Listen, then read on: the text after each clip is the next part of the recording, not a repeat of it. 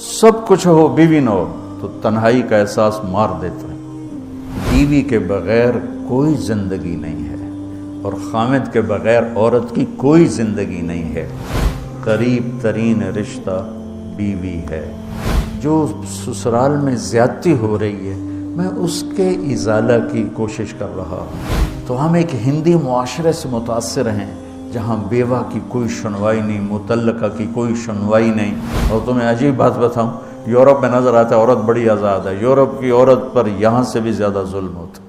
اللہ تعالیٰ نے جتنے انسانی رشتے بنائے ہیں، ماں باپ، بہن بھائی، چاچے تائے، دادا دادی، نانا نانی، ساس سسر، خالہ بھانجا، بھتیجا، پھوپھی پھوپھا، یہ جتنے اللہ نے رشتے بنائے ہیں ان میں سب سے اہم رشتہ خامد اور بیوی ہے۔ سب سے اہم رشتہ خامد اور بیوی ہے۔ سب سے قریب ترین رشتہ خامد اور بیوی۔ لباس سے زیادہ کوئی چیز میرے قریب ہے؟ آپ کے قریب لباس سے زیادہ کوئی چیز قریب ہے؟ بولو۔ تو اللہ تعالیٰ کہہ رہا ہے کہ میری بیوی میرا لباس ہے، اور میری بیوی سے کہہ رہا ہے کہ تیرا خامن تیرا لباس۔ تو میں سے مراد سب شادی شدہ، جتنے شادی شدہ لوگ ہیں، تو میں بھی کون ہے شادی شدہ طلبہ میں؟ ماشاءاللہ کافی بابرکت مجمع ہے۔ ہاں اچھا، تو اللہ تم سے کہہ رہا ہے تمہاری بیوی تمہارا لباس ہے۔ سب سے قریب شادی کے بعد قریب ترین رشتہ لفظ لباس بتا رہا ہے بیوی ہے۔ قریب ترین رشتہ بیوی ہے، اور جو قریب ترین ہوتا ہے وہ پہلے ہوتا ہے، اس کا حق پہلے آ جاتا ہے، قریب ہو گیا۔ اور کل میں نے کہا تھا کہ لباس اور میرے درمیان کوئی چیز حائل نہیں ہے۔ اس سے میں نے وہ ایک حدیث کو اس کے ساتھ جوڑا تھا جو آپ نے حضرت فاطمہ رضی اللہ تعالیٰ عنہ سے فرمایا تھا کہ جس سے میں پسند کروں اسے تو پسند نہیں کرے۔ تو چپ کر کے واپس چلی گئیں اور اپنی اور بیگمات رسول سے فرمایا کہ بھائی آپ جانو اور آپ کا مسئلہ، میں اب اس میں نہیں پڑتی۔ تو یہ رشتہ سب سے قریب ہو جاتا ہے، اس سے قریب اور کوئی رشتہ نہیں ہے۔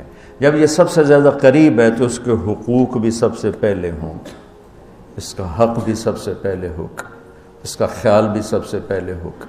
ہمارا جوائنٹ فیملی سسٹم ہے۔ میں کوئی بچیوں کو ساس سسر کے خلاف نہیں بھڑکا رہا، جو سسرال میں زیادتی ہو رہی ہے میں اس کے ازالہ کی کوشش کر رہا ہوں۔ آنے والی بچی اپنے ماں باپ کو چھوڑ کر آئی ہے، اب وہ اپنے خامد کے ماں باپ کو اپنا ماں باپ بنا لے تو اس کی سعادت ہے، اور بچے کے ماں باپ نے اپنی بیٹیوں کو آگے روانہ کر دیا ہے، وہ اس آنے والی بہو کو اپنی بیٹی بنا لیں تو کتنا خوبصورت ہو جائے گا یہ نظام۔ لیکن تربیت بھی نہیں ہے اور سیرت بھی سامنے نہیں ہے۔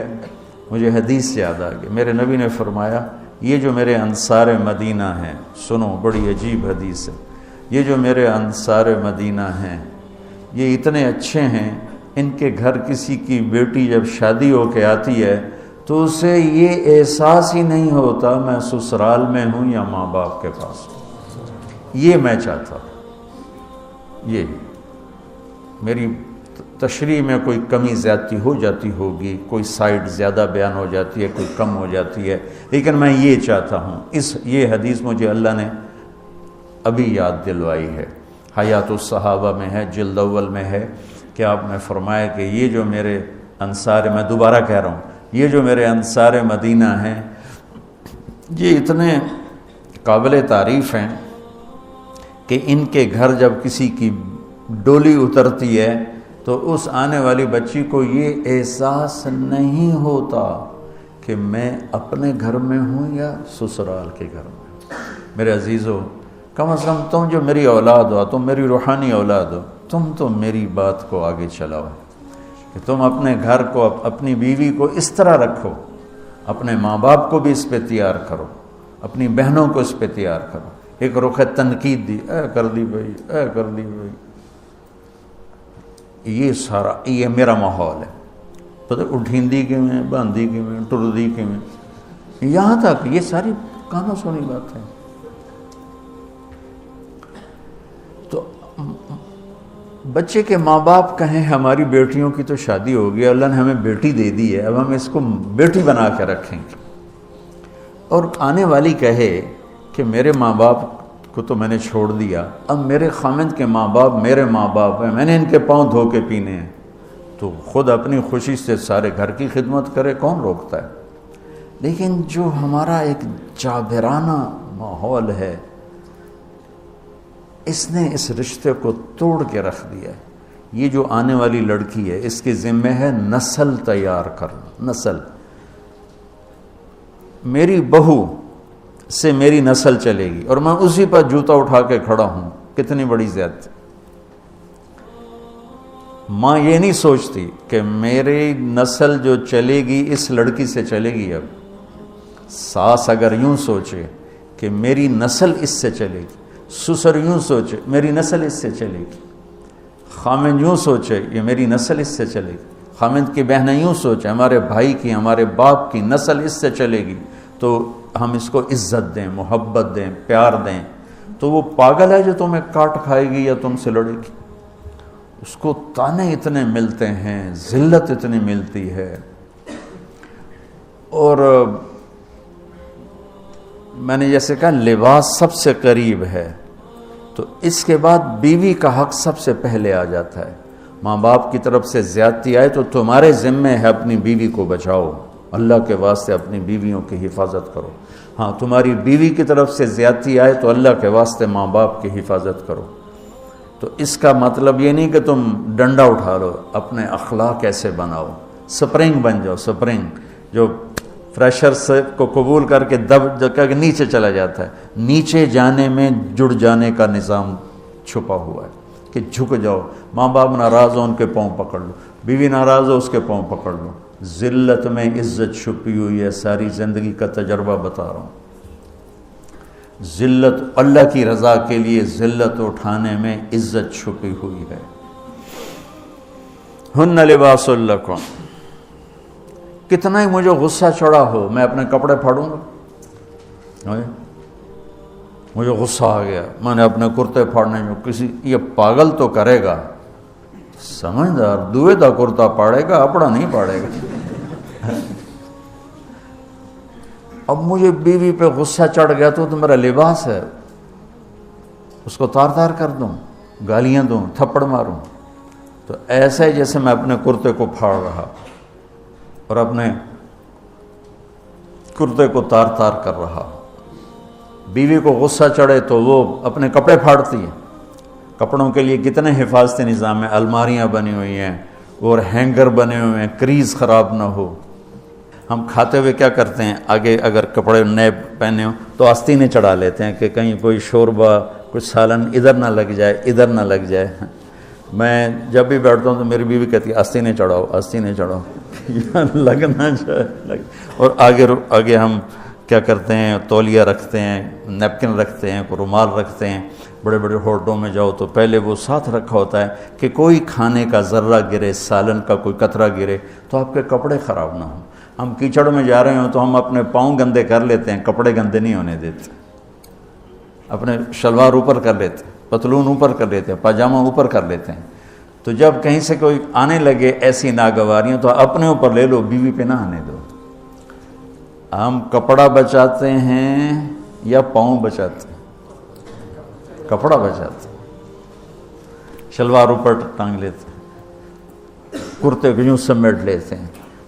تو جتنا کیچڑ ہے حالات کا، واقعات کا، اخلاق کا، وہ کیچڑ اپنے اوپر لے لو، بیوی کو بچا لو. اور بیوی کیا کرے، وہ جتنا کیچڑ ہے حالات کا، واقعات کا، ناگواریوں کا، اپنے اوپر لے لے، خامد کو بچا لے. لباس کا اور کیا کام ہے، یواری سواتکم، یہ تمہارے عیب چھپاتا ہے. تو میرا کام کیا ہے، میں بیوی کی کمیاں چھپاؤں، ڈھنڈورا نہ پیٹوں. بیوی کا کام کیا ہے، خامد کی کمیاں چھپائے، ڈھنڈورا نہ پیٹے.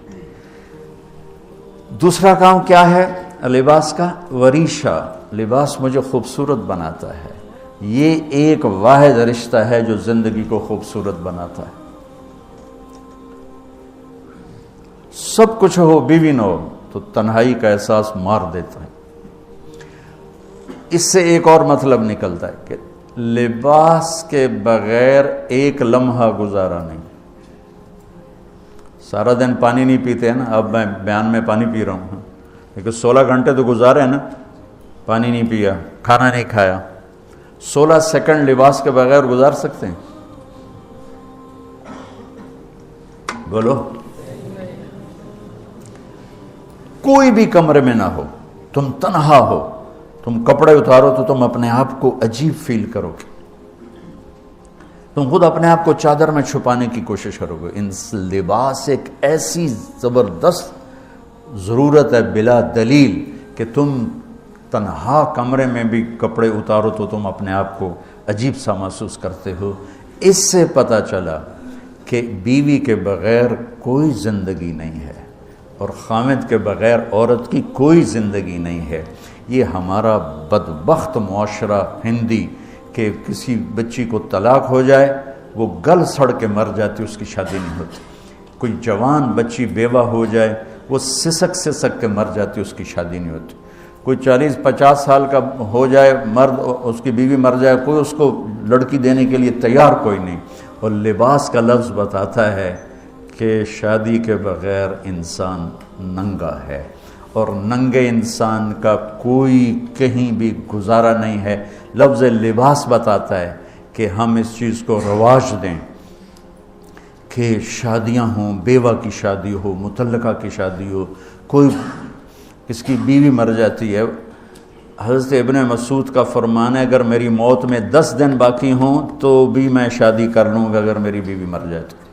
ابو ہریرہ کہتے ہیں اگر میری زندگی میں 7 دن باقی ہوں اور میری بیوی مر جائے تو میں 1 ہفتہ بھی شادی کے بغیر نہیں رہوں گا، میں شادی کر لوں گا۔ تو ہم ایک ہندی معاشرے سے متاثر ہیں جہاں بیوہ کی کوئی سنوائی نہیں، مطلقہ کی کوئی سنوائی نہیں، اور کوئی جوان بھی 2-4 بچے ہیں اور بیوی مر جائے تو اس کی کوئی شادی نہیں ہے، وہ سسک سسک کے وہ بلک بلک کے زندگی گزارتے ہیں۔ ہم لوگ اس کو رواج دیں۔ لباس، لفظ لباس بتا رہا ہے کہ جیسے لباس کے بغیر ایک لمحہ آدمی چین سے نہیں بیٹھ سکتا، ایسے ہی اس رشتے کے بغیر زندگی میں کوئی خوبصورتی نہیں، کوئی حسن نہیں ہے۔ ہن لباس لکم انتم لباس لہن۔ تو لباس کیا کرتا ہے؟ زیب و زینت۔ لباس کیا کرتا ہے؟ عیب چھپاتا ہے۔ لباس کیا کرتا ہے؟ خوبصورت بناتا ہے۔ تو اس رشتے کو خوبصورت بنانا ہے، بیوی خامند کے لیے، خامند بیوی کے لیے۔ کس طرح یہ رشتہ خوبصورت بنے گا؟ اچھے اخلاق کے ساتھ، اچھے اخلاق کے ساتھ۔ اگر گھر والوں کے اخلاق اچھے ہوں، وہ بچی ساس سسر کو ماں باپ بنا لے، ساس سسر بچی کو ماں باپ بنا لے، خامند بیوی کو ہتھیلی کا چھالا بنا لے، بیوی خامند کو ہتھیلی کا چھالا بنا لے۔ میں قربان جاؤں اپنے نبی پر، ساری کائنات کو نور ایمان دینے والی ہستی، اور حضرت عائشہ رضی اللہ عنہ کو لقمے بنا کے کھلا رہے۔ کمال۔ حضرت عائشہ رضی اللہ تعالیٰ عنہ وہ بڑی بڑی بوٹیاں ہوتی تھیں نا، وہ اٹھا کے ایسے نوچتیں اور پھر رکھ دیتیں، روٹی کا ٹکڑا اٹھاتی۔ میرے نبی وہی بوٹی اٹھاتے جہاں حضرت عائشہ نے نوچا ہوتا تھا، وہیں دکھا کے کرتے تھے، ان کی محبت کو لینے کے لیے اور ہمیں سکھانے کے۔ حضرت عائشہ گلاس اٹھاتی، وہ بڑے بڑے ہوتے تھے، اب تو یہ چھوٹے چھوٹے گلاس ہیں۔ بخل کا زمانہ آ گیا، پانی بھی تھوڑا دیں دیں۔ ہمارے دیہات کا کلچر تھا، اب تو مٹ گیا ہے، مہمان ہی کوئی نہیں ہوتے۔ جب کچی سڑکیں ہوتی تھیں اور ذرائع نہیں تھے تو بہت سے مسافر ہمارے ڈیروں میں آ کے رات گزارتے تھے، ہماری پہچان والے نہیں، اجنبی راہگیر، کوئی پہچان والے بھی، لیکن جو بھی تھے، کوئی اپنے ہیں، پہچان والے ہیں، دوست ہیں، مسافر راہگیر ہیں، ان کو رات کو کھانے کے بعد دودھ پلانا یہ ہماری تہذیب تھی کہ جتنے بھی ہیں دیرے میں 15 ہیں، 20 ہیں، 1 ہے، جاؤ بھائی روٹی کھا لی ہے، دودھ پواؤ سارے ہیں۔ وہ جانور بہت زیادہ ہوتے تھے، کھیتی باڑی کم ہوتی تھی، دودھ وافر ہوتا تھا، وہ گلاس اتنے بڑے بڑے ہوتے تھے، 3 پاؤ کا گلاس ہوتا تھا۔ تو ایک ہمارے دادے کے زمانے کا نا چاچا لال سنپال، وہ آ گیا دیرے میں، نوکر گیا دودھ پلانے، تو گلاس کو دیکھ کے نوکر سے کہندا پتر میں نہیں پیندا۔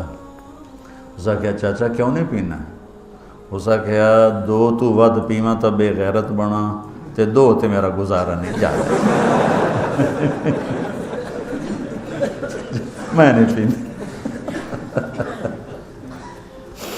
تو حضرت عائشہ رضی اللہ تعالیٰ عنہ گلاس اٹھاتی اور یہ پیا، یہ رکھا۔ میرے نبی اٹھاتے اور جہاں حضرت عائشہ کے ہونٹ لگے ہوتے تھے وہاں ہونٹ رکھ کے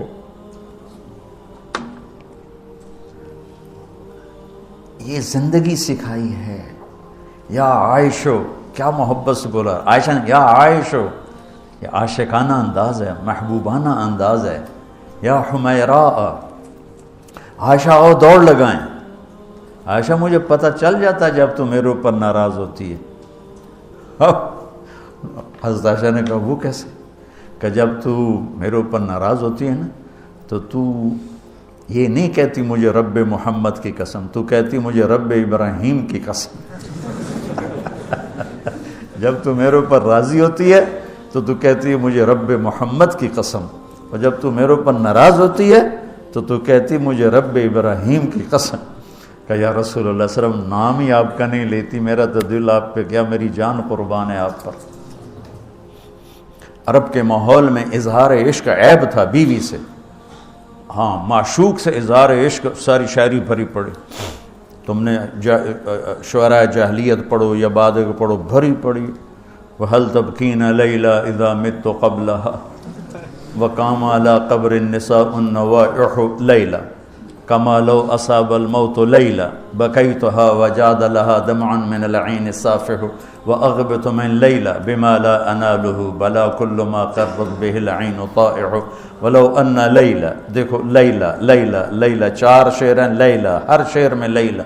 وَلَوْ أَنَّ لَيْلَ الْأُخَيْلِيَّةَ سَلَّمَتْ عَلَيَّ وَدُونِي جَنْدَلٌ وَالصَّفَائِحُ لَسَلَّمْتُ تَسْلِيمَ الْبَشَاشَةِ أَوْ زَقَى إِلَيْهَا صَدًا مِنْ جَانِبِ الْقَبْرِ سَائِحُ۔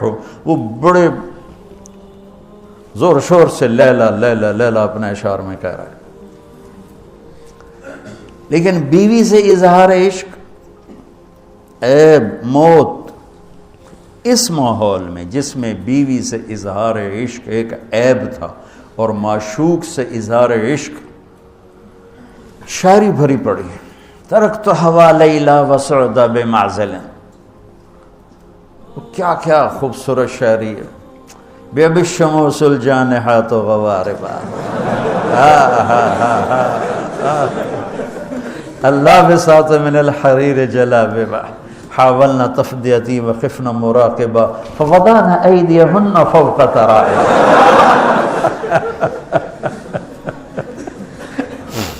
عرب کی شاعری بھری پڑی ہے عشق و معشوقی سے۔ اس ماحول میں میرے نبی سے ایک شخص کہتا ہے یا رسول اللہ من احب الناس الیک، آپ کو سب سے زیادہ کس سے پیار ہے؟ بھری محفل ہے، مسجد الگ نہیں کہ یوں کر کے پوچھ رہا ہو، بھری محفل میں آپ سب سے زیادہ کس سے پیار کرتے ہیں؟ تو آپ نے زور سے کہا عائشہ سے۔ اللہ اکبر، اللہ اکبر، ہائے ہائے ہائے ہائے۔ وہ تو ہل گئے، وہ کہنے لگے، ان کی تو سمجھ میں نہیں آئی بات، تو انہوں نے کہا یا رسول اللہ میرا مطلب ہے مردوں میں آپ کس سے زیادہ پیار کرتے؟ تو آپ کو اندازہ ہو گیا بھائی کیوں یہ پوچھ رہا ہے، اس کو ہضم نہیں ہوا جواب۔ تو آپ نے کہنا تھا ابو بکر سے، تو آپ نے فرمایا مردوں میں عائشہ کے ابا سے، ابوہا عائشہ کے ابا سے۔ کیا زندگی سکھائی۔ ہن لباس لکم وانتم لباس لہن، یہ تمہارا لباس ہیں. تمہیں کتنا ہی غصہ چڑھے لباس تو نہیں پھاڑو گے.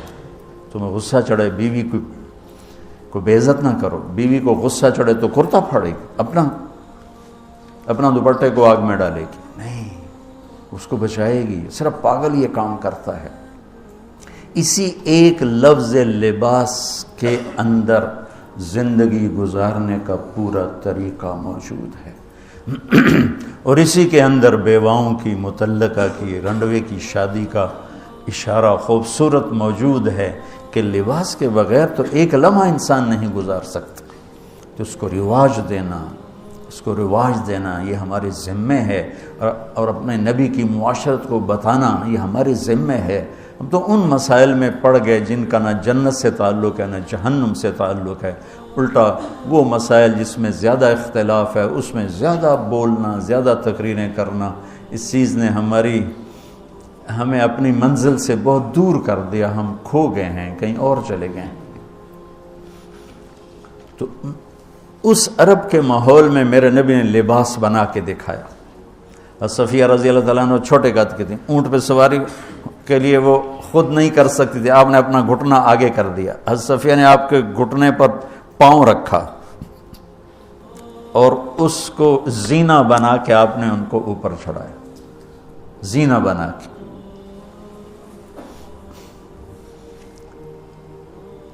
جہاد کے سفر سے واپسی ہو رہی ہے. سب صحابہ سے کہا آگے نکل جاؤ. سب آگے نکل گئے.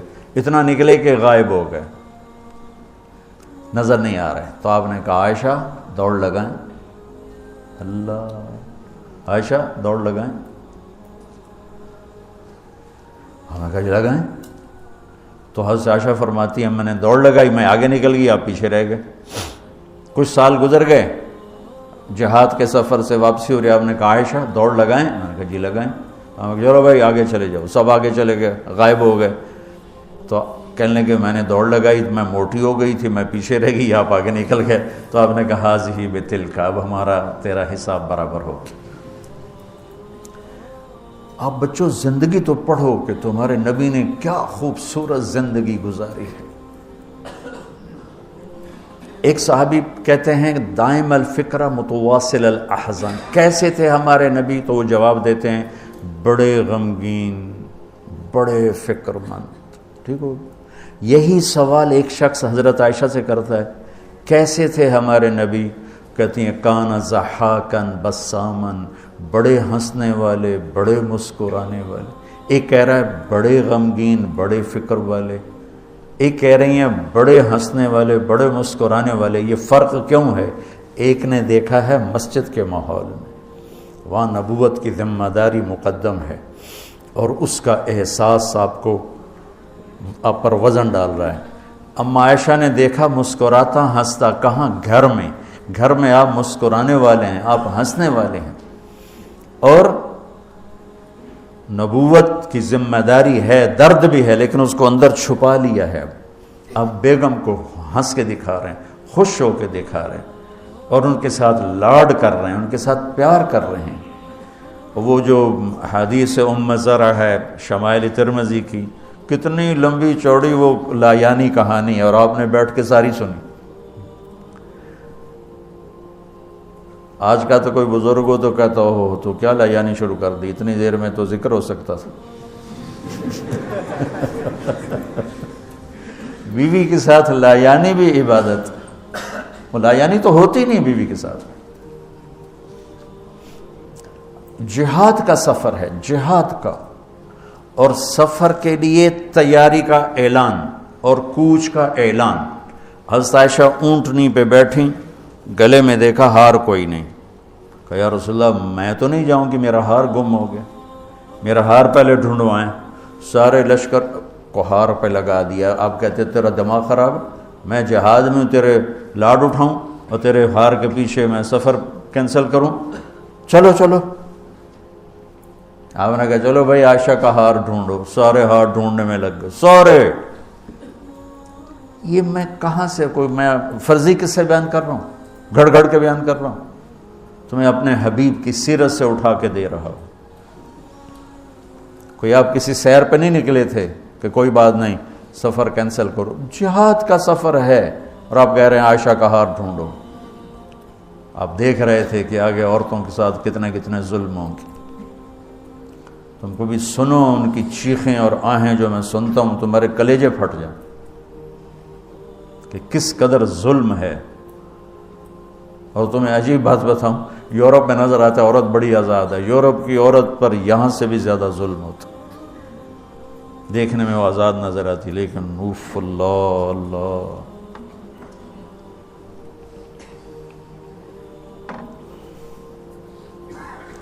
شام ہو گئی تو قافلہ رک گیا، اب تو بھائی شام ہو گئی، ہار نہیں ملا۔ مغرب عشاء کے لیے تو پانی موجود تھا، اب عشاء پڑھنے کے بعد پانی ختم، چونکہ خیال تھا بھائی اگلی منزل پانی ہے تو وہاں جا کے نماز پڑھیں گے، تو اب پانی کوئی نہیں ہے، اور سب نے ابو بکر صدیق رضی اللہ تعالیٰ عنہ کو تانے دینے شروع کیے، تیری بیٹی کی وجہ سے اب فجر کی نماز کا کیا بنے گا، اب تو پانی کوئی نہیں، وہ وضو کیسے کریں گے، تیمم کی آیت ابھی آئی نہیں ہے۔ تو حضرت ابو بکر صدیق کو غصہ چڑھا، وہ گئے اللہ کے نبی کے خیمے میں، وہ تو باب تھے، تو آگے اللہ کے نبی حضرت عائشہ کی گود میں سر رکھے سو رہے تھے، حضرت عائشہ یوں بیٹھی ہوئی تھی، تو اب کیا کریں، وہ سوئے ہوئے ہیں تو بول تو سکتے ہی نہیں، تب وہ چہرے سے ان کو ڈانٹ رہے ہیں،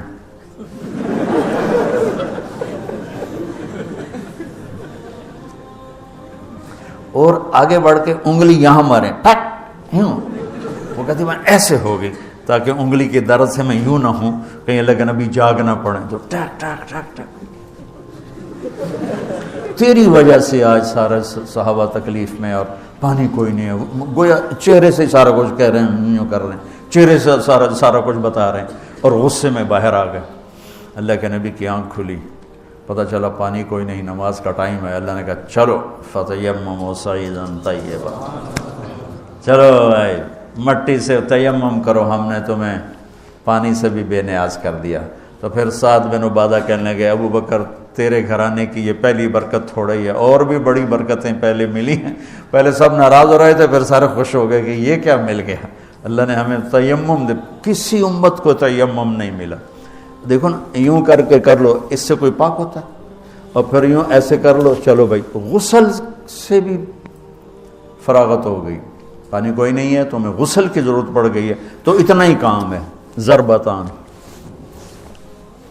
حضرت عمار بن یاسر نیا نیا تیمم کا حکم آیا تھا، پتہ تھا نہیں کیسے کرنا ہے، تو وہ سفر میں تھے تو ان کو ضرورت پڑ گئی نہانے کی، ان کا اب وضو کے لیے تو تیمم ہے بھائی یوں کر لو، لیکن نہانے کے لیے تو تیمم کیسے کروں گا، تو سارے کپڑے اتار کے ریت پہ کبھی یوں لوٹ کبھی یوں ہو رہا کبھی یوں ہو رہا، تھے بھی بڑے لمبے چوڑے عمار بن یاسر، آ کر کہنے لگے یا رسول اللہ آج میں نے یوں تیمم کیا، آپ نے کہا انما یکفیک ضربتان، ارے وہاں بھی تجھے 2 ضربیں ہی کافی تھیں، یہ اور یہ۔ تو نماز پڑھی گئی، حضرت عائشہ نے کہا یا رسول اللہ ٹھیک ہے ہار نہیں ملتا چلیں۔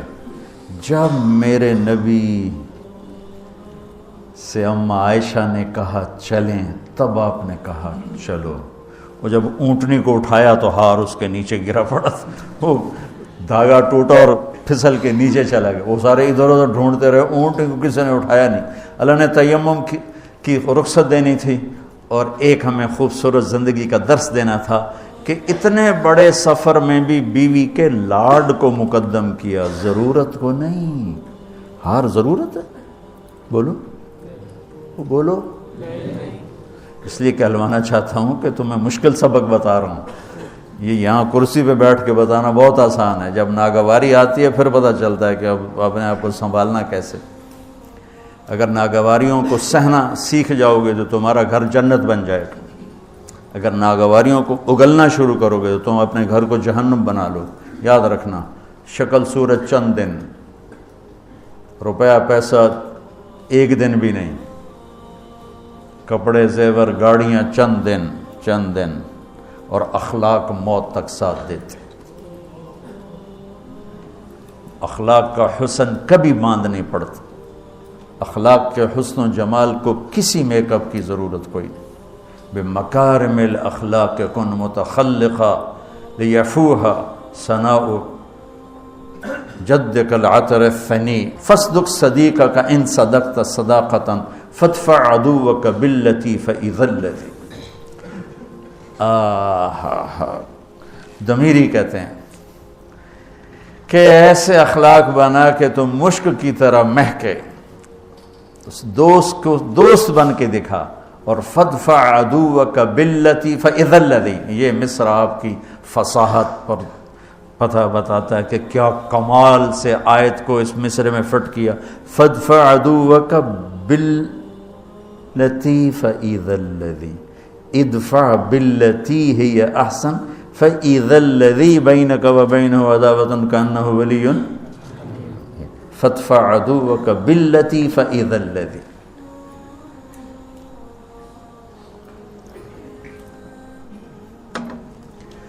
تو یہ رشتہ بہت مظلوم ہے، اس وقت بہت مظلوم ہے.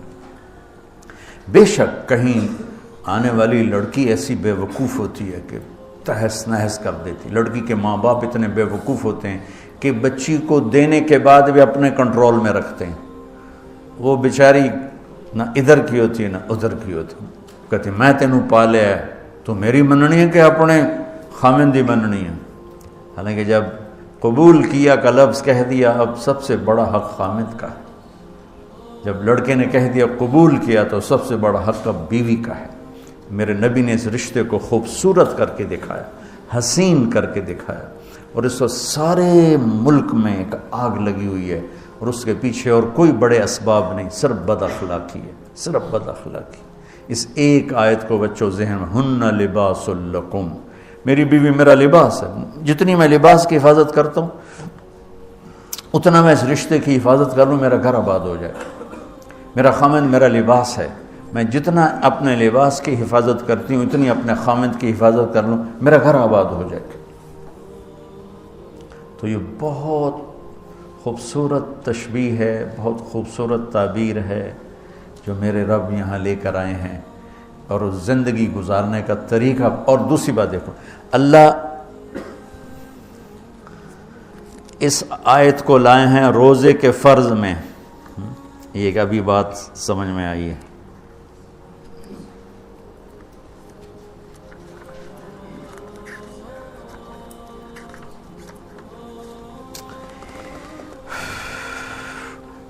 پیچھے آ رہا ہے یا الذین آمنوا کتب علیکم الصیام، روزے آ رہے ہیں، ٹھیک ہے.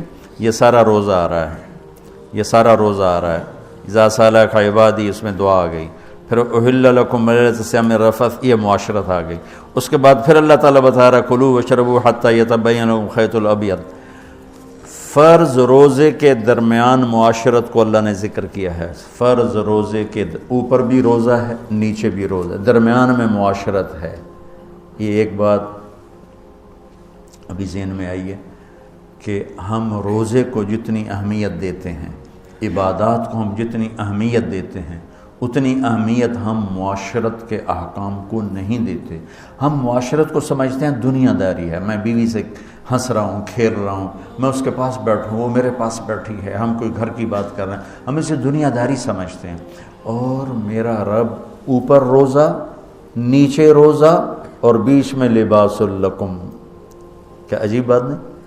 اوپر بھی روزہ، نیچے بھی روزہ، اور بیچ میں ہن لباس لکم وانتم لباس لہن. جیسے اوپر بھی اخلاق، نیچے بھی اخلاق، اور بیچ میں تبلیغ. خذ العفو واعرض عن الجاہلین، اور بیچ میں ہے وامر بالعرف. معاف کرنے کو مضبوط پکڑو، نیچے زیادتی کرنے والوں کو معاف کرو، اور درمیان میں دعوت کا کام کرو. دعوت کو خوبصورت بنایا اخلاق کے ساتھ، اور بندگی کو خوبصورت بنایا معاشرت کے ساتھ. کہ اوپر روزہ، نیچے روزہ، اور بیچ میں آ رہا ہے تمہاری بیوی تمہارا لباس ہے، تمہارا خامن تمہارا لباس ہے. یہ ایک خوبصورت درس ہے بچوں. اگر اس کو میں لے لوں، آپ لے لیں، جو سن رہے ہیں وہ لے لیں، ان کی زندگیاں آباد ہو جائیں.